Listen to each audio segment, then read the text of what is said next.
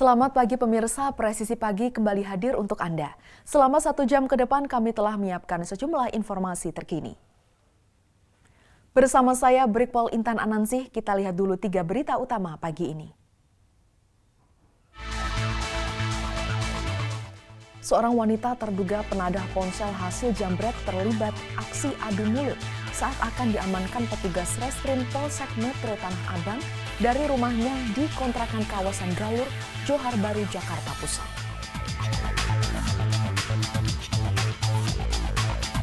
Dalam rangka menyambut Hari Bayangkara ke-79, Polres Langkat menunjukkan kepedulian dan dukungan nyata terhadap ketahanan pangan nasional.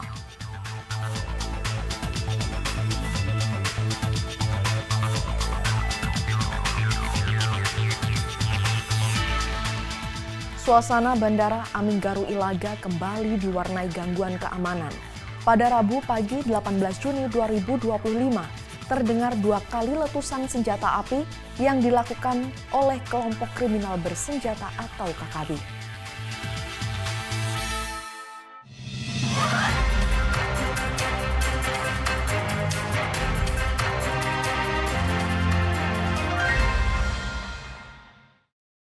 Di informasi pertama, pemirsa, seorang wanita terduga penadah ponsel hasil jambret terlibat aksi adu mulut saat akan diamankan petugas Reskrim Polsek Metro Tanah Abang dari rumahnya di kontrakan kawasan Galur, Johar Baru, Jakarta Pusat.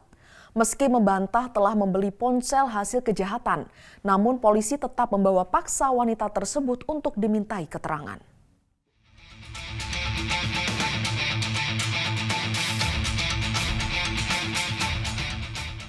Sebuah rumah kontrakan sempit di pemukiman padat penduduk Galur, Johar Baru, Jakarta Pusat didatangi petugas Reskrim Polsek Metro Tanah Abang.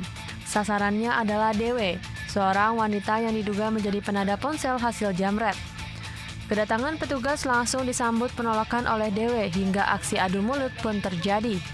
Petugas yang tak kehilangan akal langsung menghadirkan Andre, pelaku jambret yang telah tertangkap dan mengaku menjual ponsel hasil rampasannya kepada Dewi. Meski berkali-kali membantah menjadi penadah, namun petugas tetap membawa paksa Dewi dan menggeledah rumah kontrakannya. Penangkapan Dewi merupakan pengembangan dari kasus penangkapan Andre, pelaku jambret yang beraksi di sekitaran GBK Sudirman, Jakarta Pusat beberapa hari lalu. Korbannya adalah seorang pemuda yang tengah jogging pagi hari bersama kekasihnya, di mana ponsel seharga 13 juta rupiah raib dirampas pelaku dan rekannya. Oleh kedua pelaku, ponsel rampasan tersebut kemudian dijual kepada Dewi sebesar 3, juta rupiah.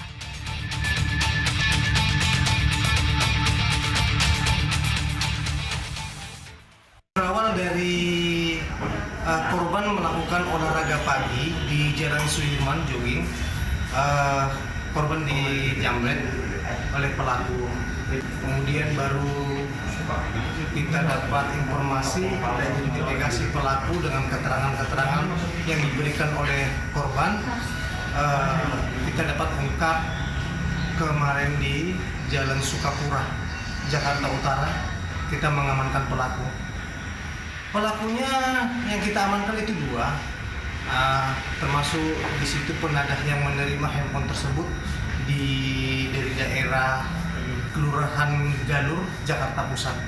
Berdasarkan keterangan yang bersangkutan, sudah ada sekitar 11 TKP yang dilakukan, termasuk beberapa TKP di Jakarta Timur, Jakarta Barat.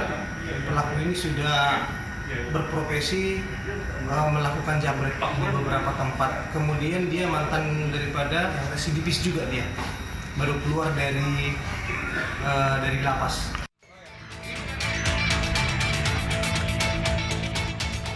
Korban yang dihadirkan ke Polsek Tanah Abang pun memastikan jika Andre merupakan pelaku penjambretan dari tato di bagian kaki dan kumis tebalnya. Hingga kini polisi masih melakukan pengejaran terhadap TJ, rekan Andre yang masih buron. Dari Humas Polres Metro Jakarta Pusat melaporkan untuk Polri TV.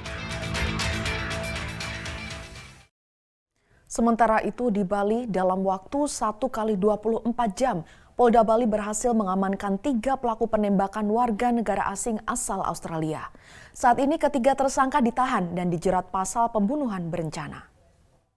Ya, jadi perkembangan terkait kasus penembakan warga negara Australia yang terjadi pada subuh tanggal 14 Juni 2025 lalu, hari ini pertanggal 18 Juni 2025, betul bahwa penyidik sudah melakukan langkah-langkah penyelidikan dan penyidikan, dan beberapa hari terakhir sudah ditemukan beberapa kendaraan, baik kendaraan korban maupun kendaraan para pelaku yang digunakan, dari mulai sepeda motor, kemudian beralih kepada Fortuner warna putih, kemudian juga lanjut menggunakan XL7 warna putih juga, dan kemudian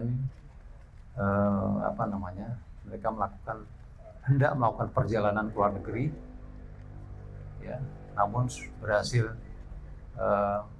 kita amankan, tentunya dengan kerjasama dengan yang pertama ini antara Polda Bali dan Polres Badung, ini kerjasama dengan Barisskrim, kemudian juga bekerja sama dengan imigrasi, juga bekerja sama dengan Divisi Hubungan Internasional, dan tentunya dengan NCP Interpol terkait negara-negara yang tergabung di dalam Interpol, sehingga jejak yang bersangkutan ini bisa di-tracing, dan kemudian tadi malam sudah berhasil diamankan 3 tersangka ya, dari luar negeri. Yang pertama pukul 19.00, yang kedua pukul 21, sekitar pukul 21, yang terakhir pukul 12 atau sekitar pukul 00. Dan sekarang sedang dalam pendalaman, ya, pemeriksaan, ya, dan pengembangan terhadap perkara-perkara tersebut. Jadi saat ini pertanggal 18 Juni 2025 sudah diamankan 3 tersangka dan beberapa barang bukti yang diduga dipakai untuk melakukan perbuatan penembakan tersebut. Dan pemirsa, suasana Bandara Aminggaru Ilaga kembali diwarnai gangguan keamanan. Pada Rabu pagi 18 Juni 2025, terdengar 2 kali letusan senjata api yang diduga dilakukan oleh kelompok kriminal bersenjata KKB Omukia pimpinan Jeki Murib dari arah hutan di sekitar area Bandara Aminggaru, distrik Omukia, Kabupaten Puncak. Telah terjadi aksi penyerangan kembali yang diduga dilakukan oleh kelompok kriminal bersenjata wilayah Gome. Mereka melakukan 2 kali aksi penembakan di landas pacu serta apron Bandara Aminggaru Ilaga, Kabupaten Puncak, Papua, sekitar pukul 7.30 dan 10.30 waktu Indonesia Timur. Kelompok KKB tersebut melakukan penembakan dari titik buta atau melalui hutan-hutan yang ada di sekitaran Bandara Aminggaru Ilaga. Dari hasil pemantauan via drone terdeteksi keberadaan 3 orang kelompok kriminal bersenjata yang membawa senjata laras panjang jenis M16, AK-47 dan 1 senjata api pendek. Tidak ada korban jiwa dan kerugian material atas penyerangan yang diduga dilakukan oleh kelompok KKB wilayah Gome tersebut. Namun, aparat gabungan Satgas Ops Damai Karten dan TNI langsung merespon cepat penyisiran dan pengejaran terhadap pelaku yang dilakukan di sekitar lokasi kejadian. Pada pukul 11.00 waktu Indonesia Timur, Bandara Aminggaru Ilaga telah kembali beroperasi seperti biasa. Kami akan terus melakukan penegakan hukum terhadap kelompok kriminal bersenjata yang mengganggu stabilitas di tanah Papua. Aparat menghimbau masyarakat agar tetap tenang, meningkatkan kewaspadaan dan segera melaporkan bila menemukan aktivitas yang mencurigakan. Demikian informasi yang dapat kami sampaikan. Terima kasih. Pemirsa, tetaplah bersama kami. Presisi Pagi akan segera kembali.